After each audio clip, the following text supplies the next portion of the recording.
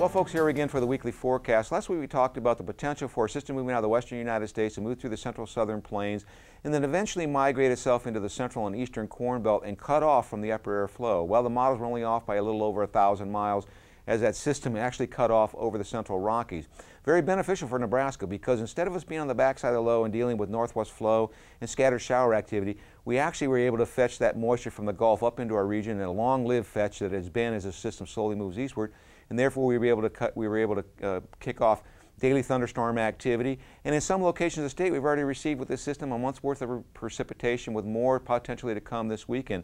So very welcome moisture, hit some of the areas of the state worst hit by the dryness issues. Not enough to eliminate the drought, but certainly will get our attention in terms of the moisture that it did provide and the potential as we go forward in time for us to, at least if we get another system or two like this, we can pretty much eliminate some of these drought situations that we've been dealing with now for the better part of the last 5 to 8 months. So let's take a look at the upper air models and see what we have in store. Here's that upper air low, slowly going to migrate its way across the southern plains. It'll start to weaken, and then with the northern stream coming across on Sunday, these two will merge as they move to the east of us, but more importantly, we will still be drawing that moisture up from the Gulf of Mexico. There is some concern that there might be a little bit of a dry slot working into portions of southern Nebraska, and that would take the precipitation heavier event up into northern Nebraska, but it does look like everybody will share in the wealth, and by the time we get into tomorrow, that system starts to open up, and merging with this shortwave coming across the northern plains will drive a cold front through. So once again, we'll see scattered thunderstorm activity across the eastern one-third of the state with the best potential for severe weather across southeast and northeast Kansas.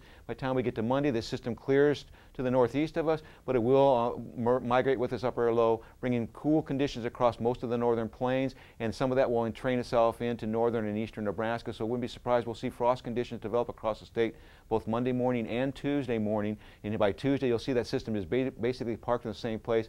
We might see about a 5-degree warm up in temperature, but we're still going to be below normal. But by the time we get into Wednesday, this system starts to flatten out. We start to see some moisture coming into the southwest across the southern plains. So we may see some precipitation breaking out across Kansas, and some of this might actually make it into southern Nebraska.